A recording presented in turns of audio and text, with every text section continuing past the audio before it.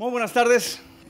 Estamos aquí para platicar sobre una novela, Encrucijada de Cuervos, una novela de fantasía, pero una novela también muy mexicana, con dragones, unicornios, pero muy mexicana. Ahorita tocaremos el tema. Es una novela que también me costó 30 años, desde la primera idea hasta que aquí estuviera. Es una novela que también está inspirada en todos los relatos de mi padre sobre el 68. Mi padre fue uno de los líderes fundadores de la Prepa Popular. Le toca todo el 68 y sobrevive a Tlatelolco.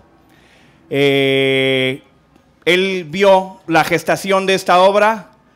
Falleció hace 3 años, pero este libro salió de imprenta justo en el 3er aniversario luctuoso de la partida de mi padre, que también es, sea el dato, nuestro padre, porque están aquí mis hermanos, Mabeñac y Moley, y no están aquí solamente porque son mis hermanos, sino también porque son personalidades cabales que ahorita los escucharán hablar. Gracias. Y el día que salió de imprenta este libro fue también un 30 de junio, que es el aniversario en que por aquí, por esta calle de atrás, los aztecas persiguieron y le rompieron su maraca a Cortés en la Noche Alegre. Algunos le llaman de otro modo. A mí me da mucho gusto que se haya puesto a llorar ahí en Popotla, en el árbol de Popotla. Ese día de aniversario es el día que sale este libro. Y antes de pasarle el balón a mis queridísimos brothers, literalmente mis queridísimos brothers, voy a decir lo siguiente. Hace algunos años, en una conferencia, un ponente habló del escritor Ray Bradbury y me pareció magnífica la ponencia. Levanté la mano y le pregunté, oiga, ¿y cuál es la presencia e influencia de Ray Bradbury entre los escritores mexicanos? Y el ponente me respondió, no lo sé y no me importa. Yo estudié letras inglesas y no me importa la situación de la literatura mexicana. Eso me dolió a mí como un relámpago directo sobre mi corazón. Sí, esta es una novela que, como decía, una novela de aventuras que se resuelven con espadas, pero no hay un escritor, y en mi caso, como escritor mexicano, estoy obligado a ver la perspectiva desde el tercer mundo, desde las crisis nacionales, y desde entonces dije, no importa lo que escriba quien escribe en México, es un escritor mexicano y tiene que ser la perspectiva de México que nos lleven a esa visión. Y antes entonces de pasar el balón, ganamos, no parecía, pero ganamos. Sí se pudo. Andrés Manuel, por supuesto.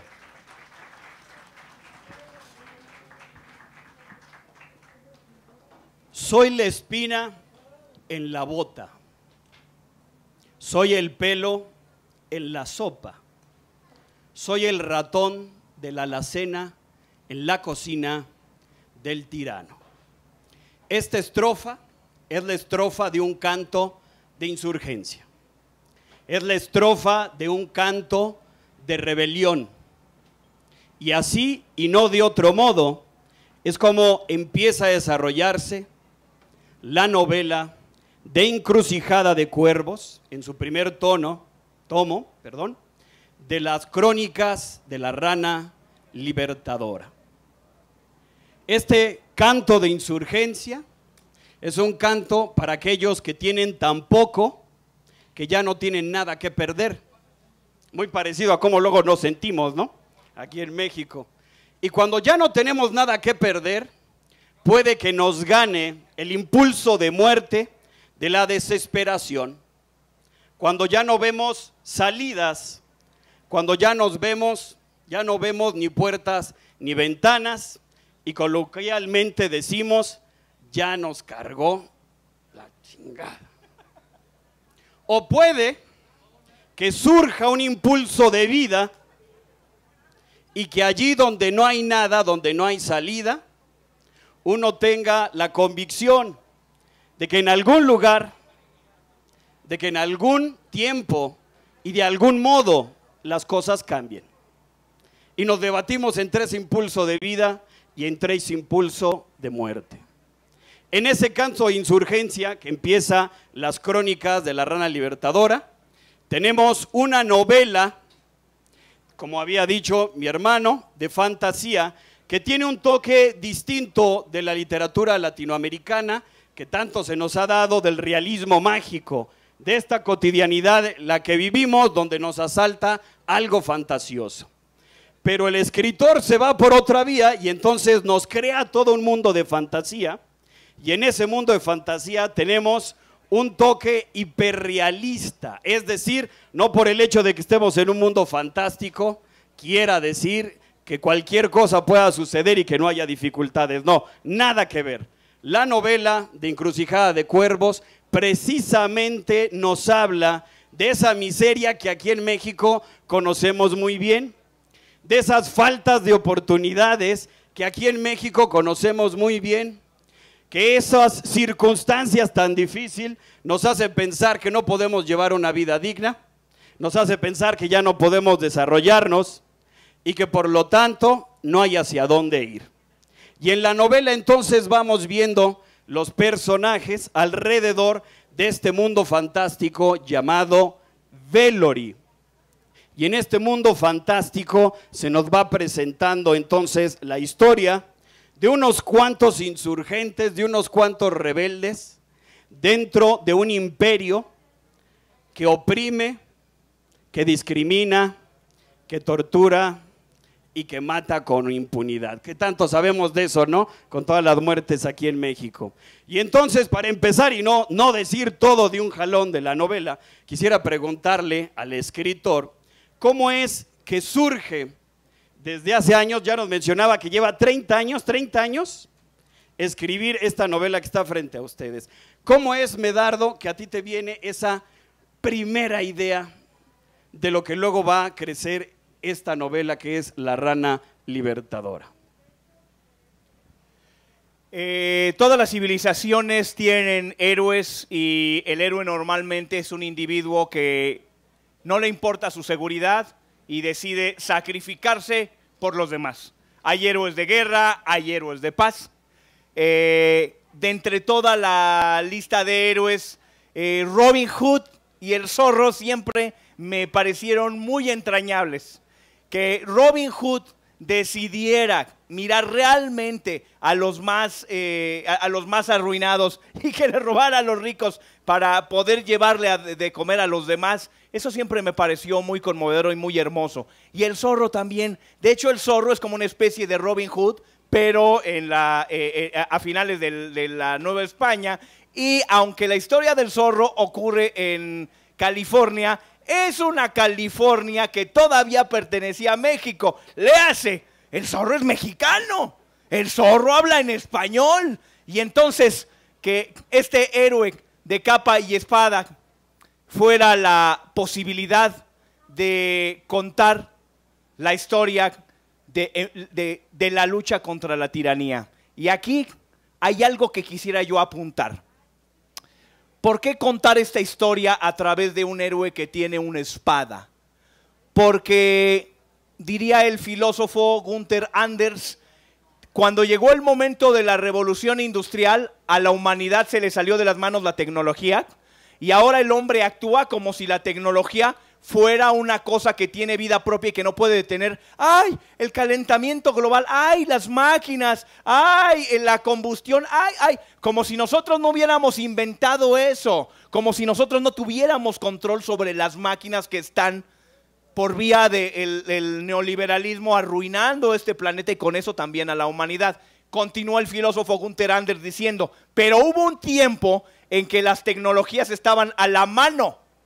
El molino, el arado, era un momento en donde el hombre y sus tecnologías le permitían transformar el mundo poquito a poquito. Y entonces, que un héroe tenga una espada quiere decir que se va a enfrentar a los problemas de frente, directamente. Y contar las historias a partir de este código de castillos y de caballeros, como hablar el Rey Arturo, de Robin Hood o del Señor de los Anillos, también nos permite ver por un momento a lo que nos acostumbramos y no debimos acostumbrarnos, verlo por un momento distinto. Por ejemplo, estamos tristemente acostumbrados a que haya muchos indigentes.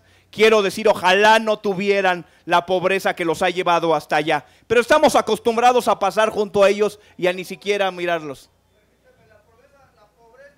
Así te lo voy a decir. La pobreza no nos ha llevado donde estamos, porque yo soy universitario, simplemente lo que nos ha llevado a la calle son las anfetaminas, la droga, el éxtasis carnal. No la pobreza, la droga. Tienes toda la razón.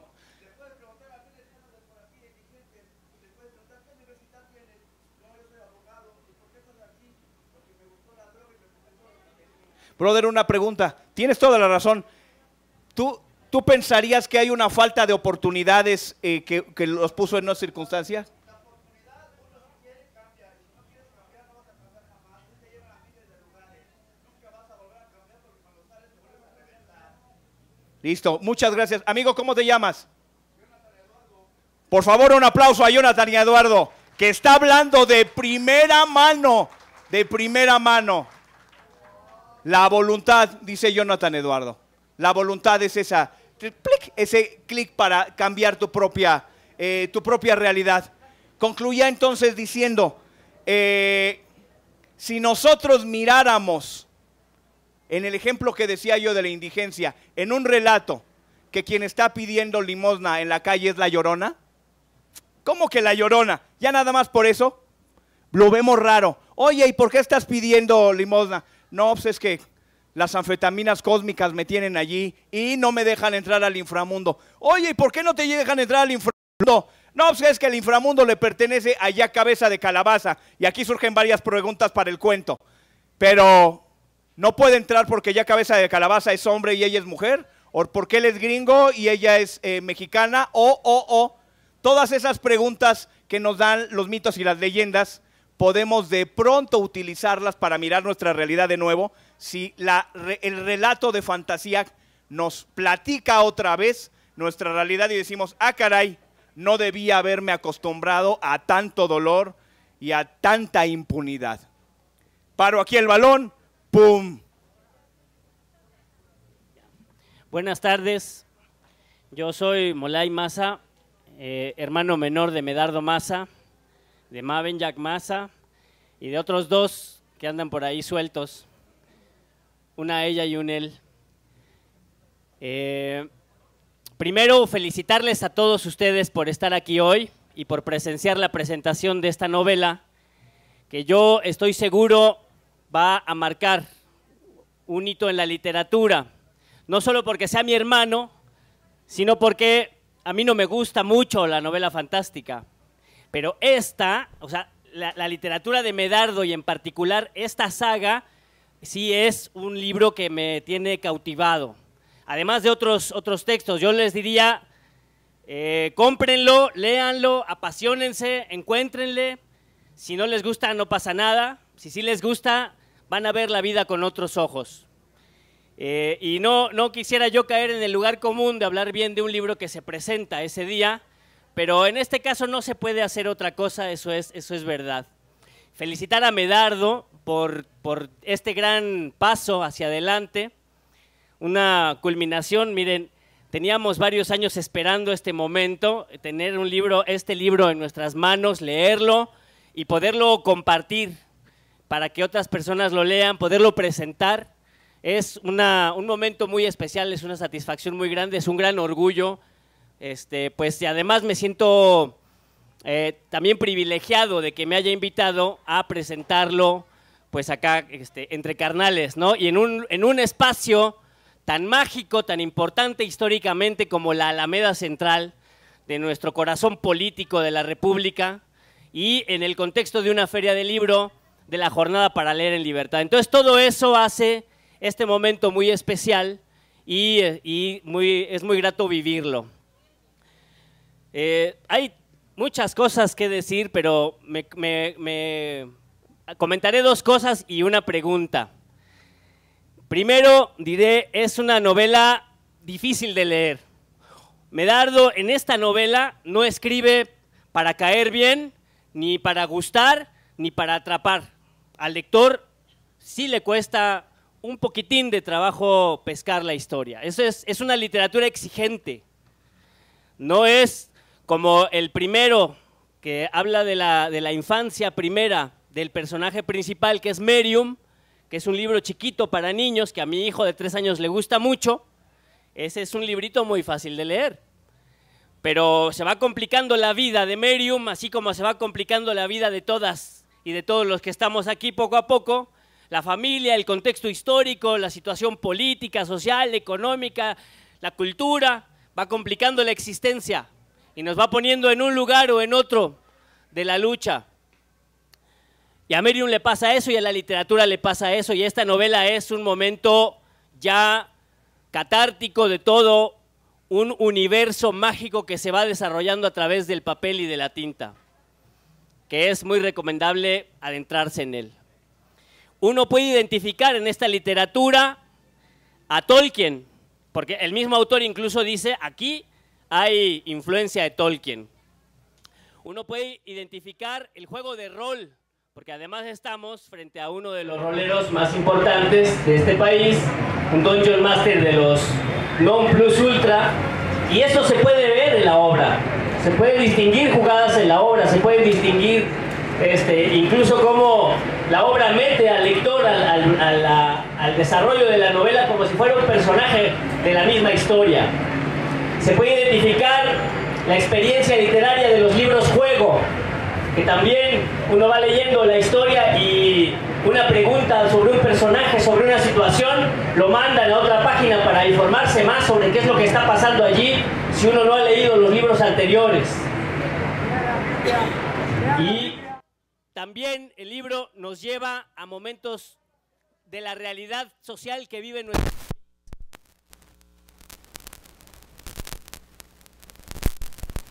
En el libro la presencia de mi padre, y también yo quisiera decir que seguramente hoy sería un día muy importante para él, estaría muy orgulloso, muy satisfecho de ver esta edición, porque él pues murió, ¿no? Se fundió con el infinito hace 3 años y no le tocó ver esta obra ya impresa. Pero ahí están las gestas del 68, la pelea por las libertades democráticas, que tienen un arco dramático que llega hoy, en estos días, en nuestro país, a partir del 1 de julio, a un momento también culminante de la vida política nacional. Entonces uno va leyendo la novela y uno va viendo los momentos de las generaciones anteriores y los momentos de la generación de uno y la situación del país, y de repente aparece un orco y un ogro y las hadas y la guerra de las hadas, y pácatelas, el 1 de julio ganamos. Y entonces uno dice, ¿qué demonios está pasando? ¿Esto es literatura o es que es la realidad que se va desencadenando allá afuera? Sí, son las dos cosas. Es que esta fantasía que hace Medardo, esta fantasía insurgente, esta fantasía libertaria que hace Medardo, es una forma de entender el mundo que estamos viviendo, pero entenderlo también para transformarlo en nuestra vida cotidiana y en la vida social y política. Incluso yo creo que es una herramienta de la batalla cultural que hay que dar para arrancarnos del corazón y del cerebro el priismo sociológico que tenemos en nuestras entrañas, porque el priismo no se muere con el PRI, el priismo se muere con otra forma de hacer política, y eso se llama democracia, democratización, y eso se vive todos los días aquí y ahora, y eso se lee en estas páginas. Entonces, con estas primeras palabras quiero felicitar a todos ustedes y al autor también y a nosotros por estar aquí y compartir este bello momento.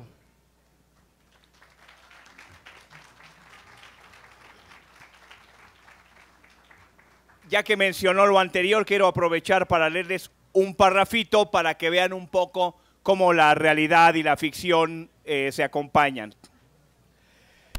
La Armada del Viento Azul, reclutada de muchos lugares lejanos, que llevó a la insurgencia en armas en la capital de Lorraine.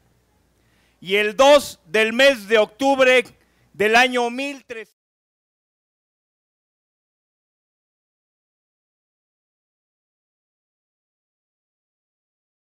No se olvida, y no es el día de la masacre de la Plaza de los Caballos. Es la hora en que Gilpión fue inmortal. y la esperanza.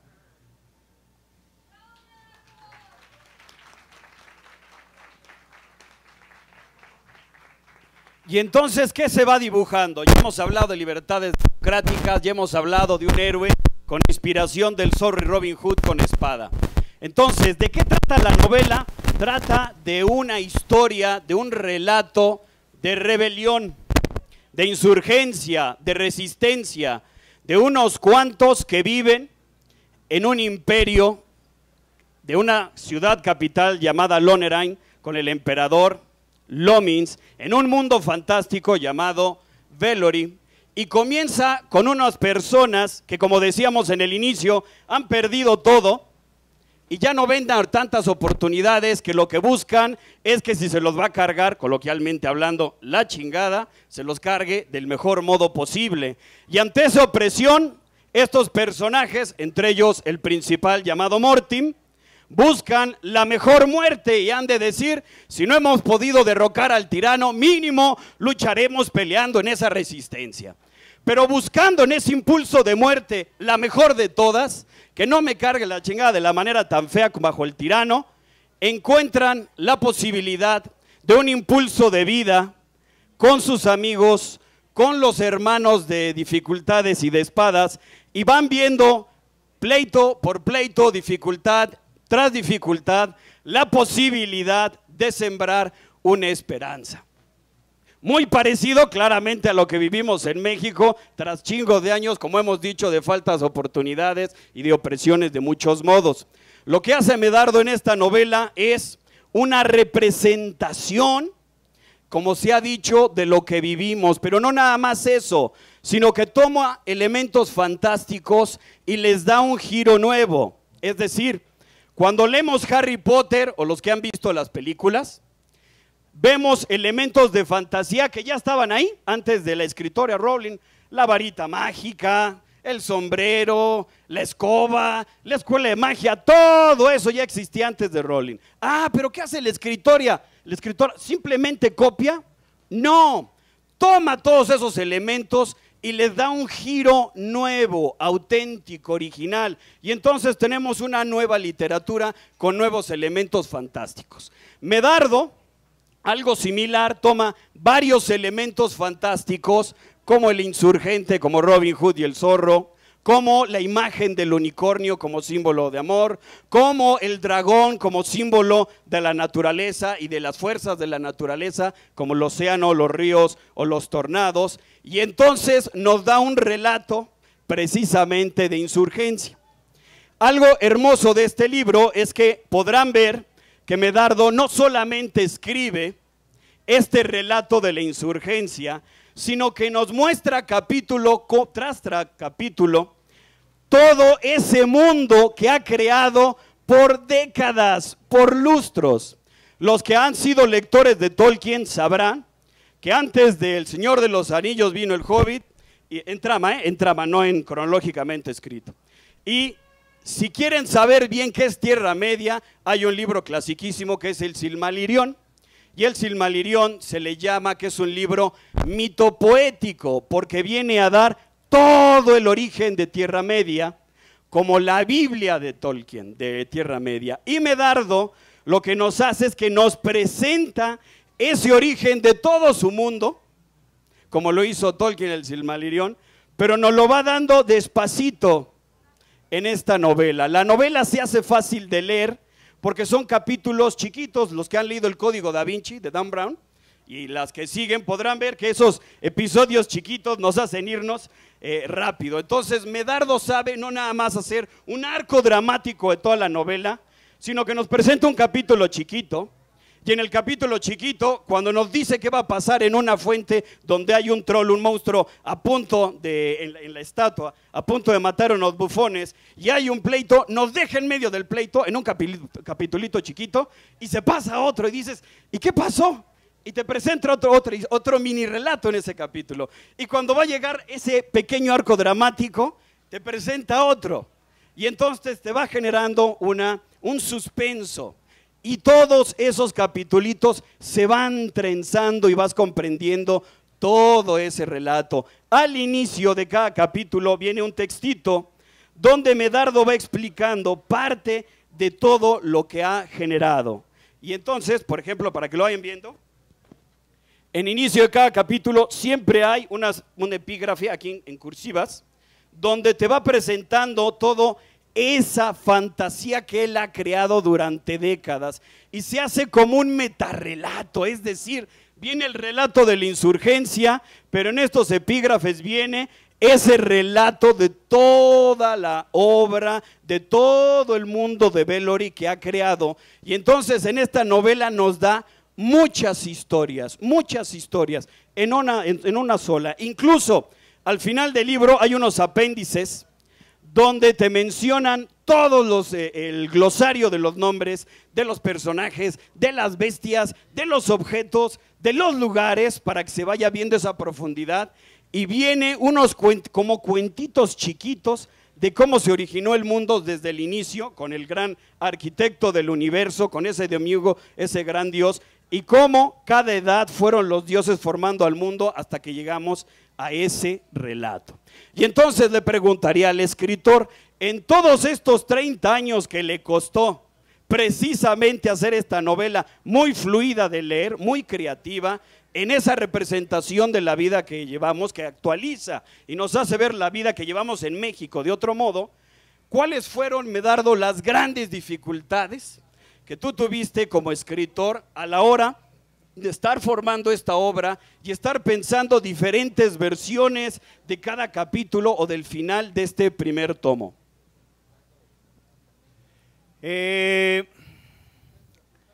Lo primero fue asumir en dónde estaba yo como escritor y saber de qué era capaz. Y para saber de qué era capaz, iba yo a pasar por todos los otros libros que están allí para decir, bueno, soy dueño de esta posibilidad de pluma, los pilares de mi formación literaria son Tolkien y Cervantes, y El Señor de los Anillos y El Quijote de la Mancha están en un lugar tan inmenso como 2 árboles de cuentos, y yo obviamente no soy más que un trebolcito que está allí. Entonces, una vez ubicada la potencia, quizá lo más importante fue encontrar el corazón del personaje que iba a ser la Rana Libertadora. La Rana Libertadora no es una rana, no es una rana, es un tipo que agarra su capucha negra, se la pasa aquí al frente, le cose y le hace 2 hoyos, primordialmente para ocultar su dolor. Era un niño de la calle, era un niño de la calle de una zona tan jodida que un día se escapó un caballo de la guardia, fue a dar por ese lugar y los niños pobres le brincaron al caballo para tirarlo y para comérselo. Los soldados llegaron y le quitaron a los niños de encima como si fueran sanguijuelas, pero uno de los niños no se soltó, estaba ahí pegado a la pierna así. ¡Ay! Entonces, por más que intentaban los soldados, no se quería soltar de la pata del caballo. Y uno de los soldados, cuando lo logró soltar, vio a este niño que no tenía ni letras, ni amor, ni nada, y apenas podía hablar, miró a lo que parecía una criatura salvaje y dijo, ¿qué huevotes tiene este chamaco? Se lo llevó consigo, le enseñó a leer y escribir, le enseñó el amor de lo que iba a ser como un hermano mayor y lo crió. Y le puso al chamaco, al niño de la calle, le puso el nombre del caballo, Mortim se llamaba. Y entonces arranca la novela con este chavo llamado Mortim, que adora a su hermano mayor que lo recogió de la calle, como un perro de la calle que adora a su amo. Para él es lo máximo su hermano Labreton. Y Mortim no sabe exactamente qué siente en general, porque es un hombre muy joven. Tiene apenas 17 años cuando está la novela. Él se está lleno de emociones y de resentimientos y de cosas, pero no sabe exactamente qué siente. Y por eso él siempre vive con su capucha, medio escondido dentro de la capucha, como muchos adolescentes. Y ahí está. Y parecía una vida común y corriente, pero el hermano mayor que lo recogió pertenece a una organización secreta. Y esa organización secreta es lo único que se ha opuesto al tirano durante siglos. Durante siglos, porque la tiranía no ha durado un año, ni 10, ni 20. La tiranía ha durado siglos. Y esta organización secreta, aunque no ha logrado derribar al tirano, han estado allí mínimo para salir a las calles y cantar en protesta. Mínimo para jalarle las piernas a un verdugo en algún lugar. Ahí están estos rebeldes. Este hermano mayor pertenece a esa insurgencia y lo agarra la corona. Lo agarra el contraespionaje. Lo agarra la guerra sucia de sus lugares y su tiempo. Y va a morir de un modo muy cruento. Y como hay niños aquí, me voy a saltar los detalles de esa ejecución. Lo que voy a decir es que este niño de la calle, cuando se le muere el hermano, se llena de tanto odio que está dispuesto a esperar el momento de ver al verdugo de su hermano salir, matarlo y que lo maten. ¿Y qué? No es una persona que tenga ideales, no es una persona que tenga nada. Lo único que tiene es resentimiento y lo único que tiene también es una terrible pulsión de muerte. Pero las cosas no salen como él esperaba. Él, que se ha cosido la capucha aquí con los 2 agujeritos, con el capirote largo, sale a enfrentarse contra el verdugo y no muere. Y al no morir, muchas otras personas que están allí lo ven como el símbolo de la esperanza. Y los otros que van a ser sus seguidores son un puñado de marginales. Uno de ellos es un bufón retrasado mental que solo habla con sus títeres. Títeres muy simpáticos, he de adelantar. El otro que anda por allí es un aristócrata, es un tipo que viene de la clase privilegiada, pero allí también hay discriminación y entonces pues es un rico caído a menos. Los ricos también lloran, diría Pedro Infante. Hay también allí una gitana que era prostituta. Hay un puñado de marginales. Todos esos marginales ven al héroe subir al estrado, ven al héroe pelear contra el verdugo y dicen, sí, viva la libertad, vamos, sí, ese es el héroe, ese es el ídolo que nosotros seguimos. Y cuando se le pegan a este chavo lleno de dolor, de pronto ve que le está recibiendo un cariño que nadie más tiene. Ve que le está recibiendo una atención que nadie más le está dando a nadie más. Y de pronto entra en el primer momento de conciencia y decir, ah, caray, soy responsable de los sentimientos de estas personas. Soy responsable de las esperanzas de estas personas.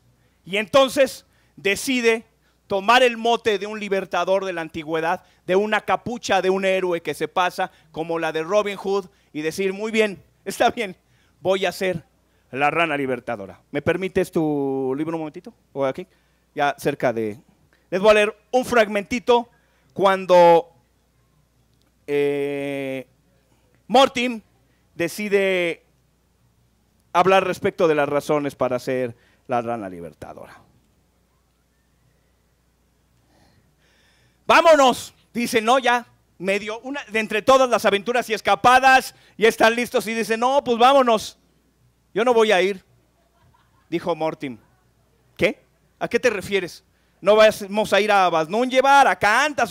No, es que no voy a ir a ningún lado. Cruzaron miradas. Guthlaf frunció el ceño. Sí vas, le dijo el otro. Bertram, que se había levantado a orinar detrás de un árbol, se asomó. ¿Qué estaba pasando? No. Y Mortim se levantó. No permitiré que el tirano se orgue a sus anchas sin que de menos, si no podemos derrocarlo, al menos lograremos enojarlos. Si la insurgencia es imposible y la resistencia inútil, entonces con más razón seré el pelo en la sopa.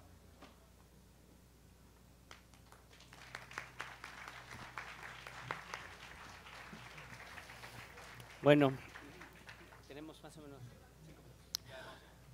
Vamos cerrando y me guardaré otros comentarios que tenía. Hay 2 figuras que me estremecen en la novela, nada más al vuelo las soltaré. Uno es la tabla de esclavitud. 10 años, va. Y cuando leí la tabla de esclavitud, que era pues esa ley no escrita que hace que exista una gran mayoría esclavizada, dominada por una minoría rapaz, pensé en la ley no escrita de la sociedad capitalista moderna que hace que unos ganen una miseria trabajando 16 horas al día y otros ganen 300,000 pesos sin trabajar. O incluso que unos hereden el gran capital sin haber trabajado jamás, pero además un gran capital surgido de la esclavitud, y otros nazcan o nazcamos sin nada, y sin derecho a nada y sin oportunidad de nada, más que tal vez de morir, ¿no? Y ahí eso implica un montón de problemas, pero acá en la novela obliga a la lucha por la libertad. Otra figura que aparece allí es cuando en un momento Mortim y sus secuaces salvan por accidente a Merium, que estaba atado al palo de los esclavos, y salvan al noble también. Van a salvar a los demás esclavos y no se dejan salvar. Y la frase que usa Medardo ahí es el miedo a perder los grilletes.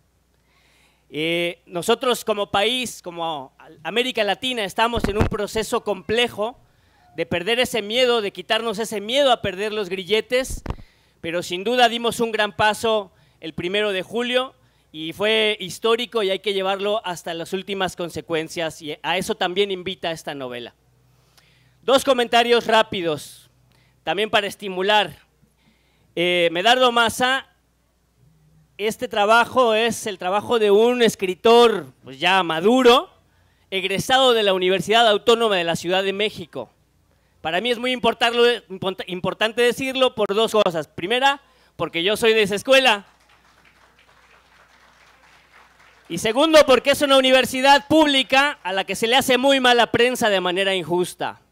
No es exenta de problemas, pero sí se han pasado de listos los grandes chayoteros del país con esa universidad. Bueno, pues van a leer aquí lo que escribe un egresado de esa universidad.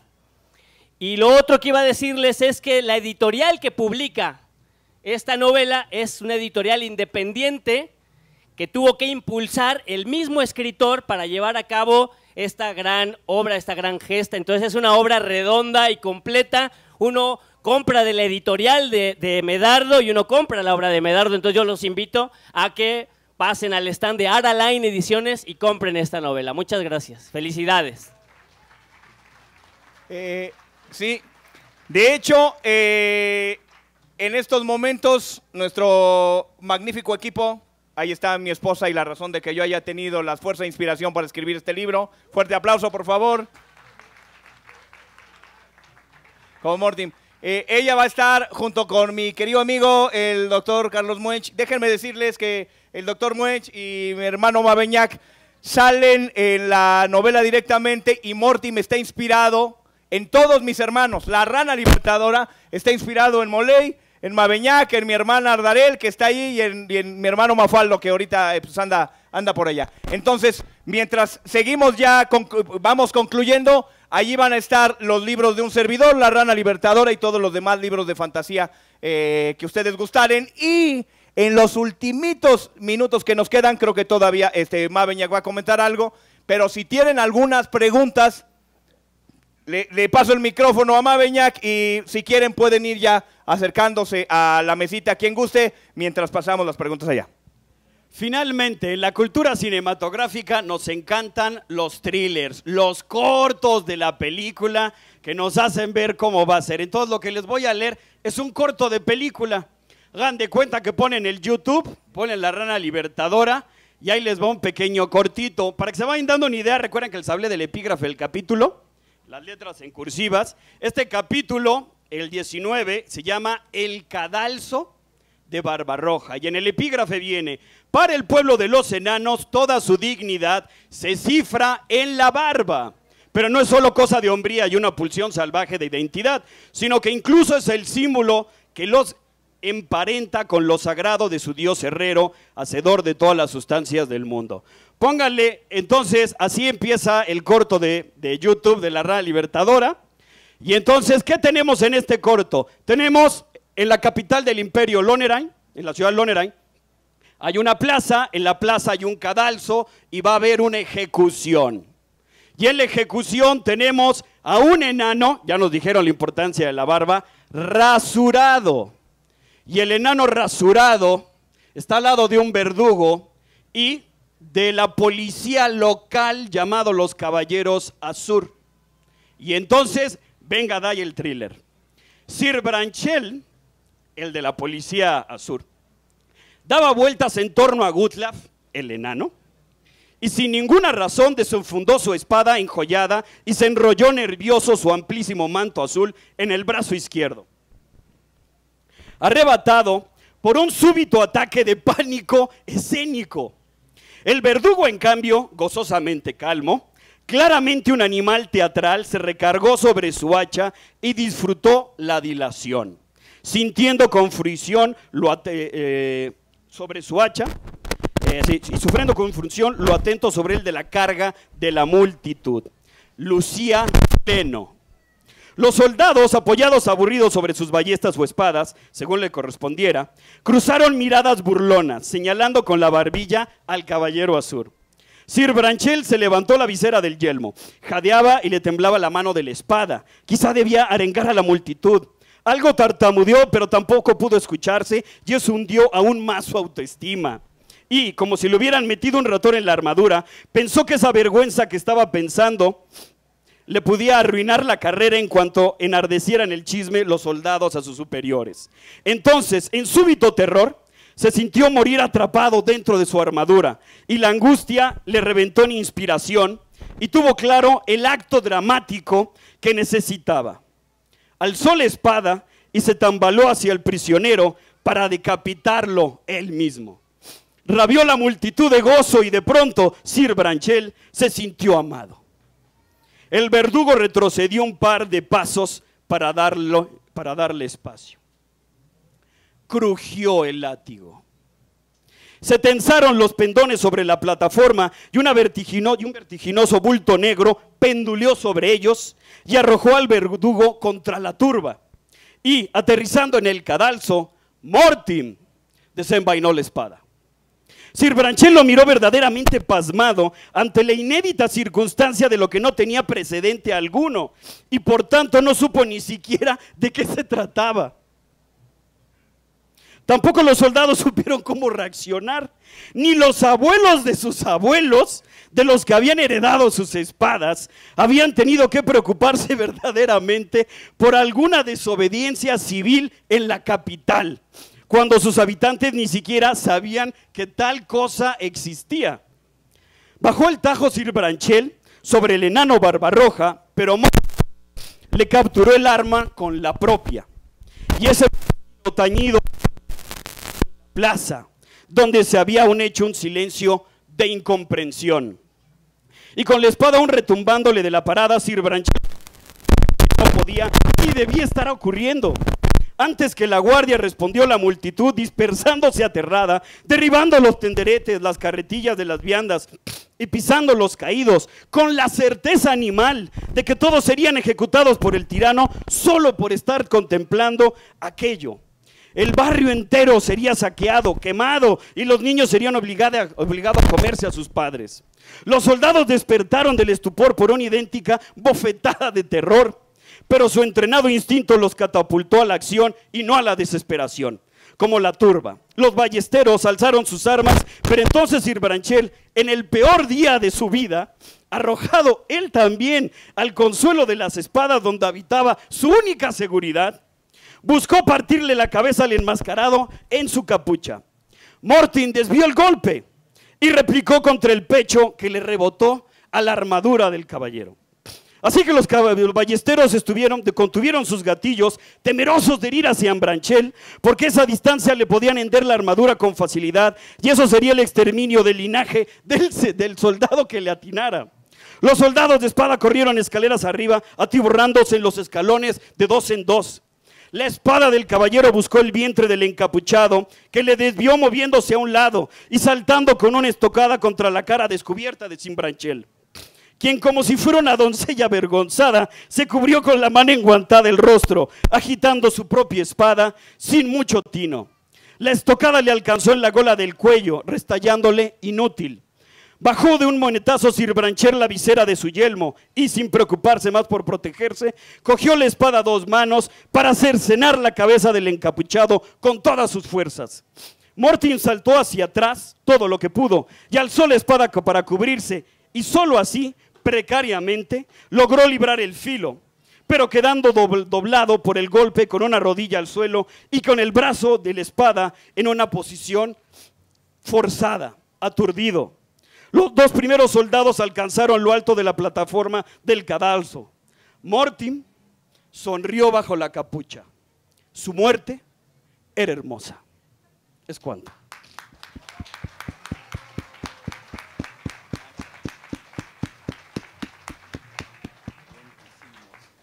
Vientísimos. ¿Cómo ven a mis carnales? ¿A poco no son la pura canela? Un fuerte aplauso, por favor. Para Mabeñac, para Moley. Ya vi a mi sobrinito. ¿Dónde anda el Emilianito que anda por allá? Anda por ahí. Nos queda casi cosa de nada. Vamos a las preguntas, caballero. Pues le paso el micrófono. Quédate allá. Sí, bueno. Sí, bueno, sí, bueno, sí.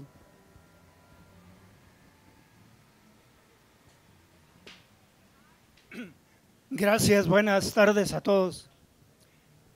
De veras que debemos celebrarnos venir aquí a tener la energía personal de contactarnos para entusiasmarnos con esta novela del autor y los comentarios de sus hermanos. Una pregunta que me llama la atención: ¿por qué de tus personajes les pones nombres extranjeros, habiendo tantos nombres mexicanos e incluso de indígenas insurgentes, que allá en el norte de la República, el indio Ju, el indio Jerónimo y personajes de la insurgencia de la independencia fueron determinantes para llegar a este día que mencionaba el joven? Eso por un lado. Otro, me felicito porque tu novela me recuerda, obviamente, tú lo mencionaste, a Tolkien y al Quijote, por supuesto, donde los personajes, a través de la ironía de la comedia, hacen corrosivamente una crítica social contra las tiranías que detentan el poder en contra de todos los ciudadanos del mundo, los más débiles y vulnerables. Y esto me conduce a esta pregunta. No recuerdo en estos momentos, ayúdenme, mientras hablaban tus hermanos y tú, por cierto, sabes leer muy bien, con cierta facilidad muy iconográfica. Me recordó, trataba de recordar Alicia en el País de las Maravillas, el autor. Mientras hablabas tú, me recordaba ese autor porque a través, el autor, que no recuerdo en estos momentos, si alguien me ayuda, Alicia en el País de las Maravillas, hace un recorrido como tú de las entrañas, de las cañerías más profundas de la condición humana, de la inmoralidad al estilo de Los Miserables de Dickens y otros, que critican al poder y critican la manipulación de para tener el monopolio de la riqueza. ¿Tú crees que Alicia en el País de las Maravillas, que también parece ciencia ficción, al parecer, pero que corrosivamente va por las cañerías como tú de tus personajes, para irnos alumbrando en el túnel de la insurgencia y determinar, darnos una lucecita de voluntad de combate en contra de una realidad que nos oprime?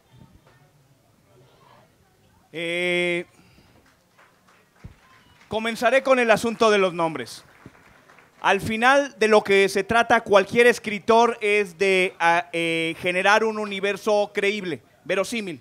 Cuando en la Odisea la sirvienta está lavándole los pies a Odiseo y le toca la cicatriz que le hizo un jabalí y descubre que es su amo Odiseo, es un detalle tan pequeño, pero que hace que 3000 años después nos parezca verosímil.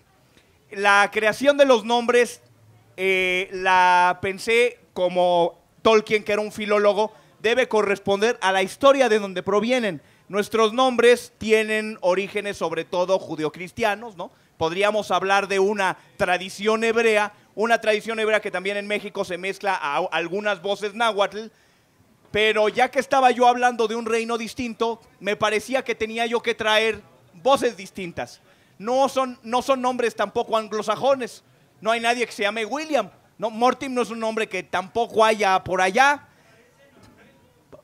Claro, parece como, pero también hay distintos espectros de lugares. Entonces, por ejemplo, hay alguien que tiene unas raíces como medio hindús y se llama Lufanor. Y hay unas criaturas que pertenecen al equivalente del Aztlán mexicano, que están en este reino, que se llaman, por ejemplo, los Akudaxá. Y los Akudaxá son unos hombres pájaro completamente mayas. O los Tontlás que son unos gigantes morenos, de donde provienen los caballeros jaguar aquí. Y entonces obviamente nos habla de la cultura tolteca. Entonces el asunto es simplemente de cada nombre acercarnos a qué nos puede sonar en este nuevo imaginario. Al respecto de lo que usted comenta de Alicia de las Maravillas, un escritor extraordinario, un matemático muy agudo, al final se trata de es un término muy manido, pero el preciso, la revolución de las conciencias, ¿no? Se trata de mínimamente, esta insurgencia ocurre primero en cada individuo para vivir su vida del modo más digno, del modo más generoso, del modo más honrado para con nuestros semejantes, porque en esa posible honradez es que le vamos a poner un alto a la corrupción en este país y como decía Moley, a quitarnos al priista que llevamos dentro. No, eso más o menos quería yo comentar. Muchísimas gracias por las palabras. Creo que nos quedan, ¿dónde está Ezra? ¿Dónde está nuestro maestro de ceremonias? Creo que nos queda todavía unos minutitos. ¿Alguna otra pregunta por acá? Yo quería interrumpir. Una de mis preguntas era sobre los nombres. Los nombres que Medardo inventa son complicados. Yo creo que en estricto sentido son mexicanos, ¿no? Sí.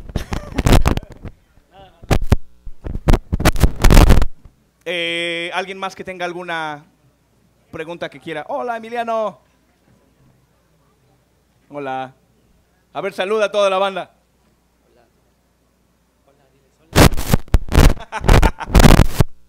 ¿Alguien más que tenga alguna preguntita? ¿Algún comentario? Venga, ¿dónde anda el otro micrófono? Bueno, yo quería comentar acerca del filósofo que Medardo mencionó hace un rato, que se llama Günther Anders, que era un filósofo alemán de origen judío, que es muy poco conocido y muy poco estudiado, y lo conocemos porque una compañera del doctorado hace su tesis sobre él, ¿no? Pero es un personaje muy interesante. A él le interesó muchísimo las consecuencias de la tecnología y del llamado progreso en las generaciones futuras. Entonces, algo que él decía era que a los seres humanos nos faltaba imaginación para vislumbrar las consecuencias de todos los inventos y creaciones que hacíamos. En ese sentido, yo quería solamente recordar que la literatura fantástica, lejos de lo que se suele decir, que la fantasía es un escapismo, que solo sirve para imaginar cosas muy bonitas y no tiene que ver con la realidad, para mí como lectora es completamente lo contrario. La literatura fantástica justamente es una especie de laboratorio de lo posible para poder ampliar esa imaginación y tratar de entender las consecuencias de nuestros actos y nuestras creaciones y nuestras investigaciones.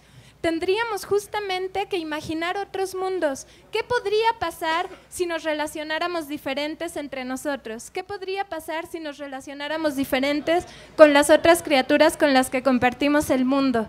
Yo creo que esa es la gran importancia también política de este género literario. Nos permite imaginar otras sociedades, otros modos de organización social, político, y a partir de eso transformar nuestra realidad. Eso era todo.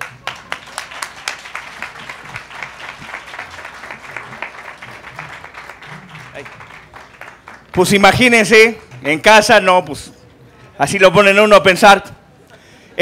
Vamos a ir concluyendo. Quisiera yo agradecerle a todo el equipo de la Brigada para Leer en Libertad.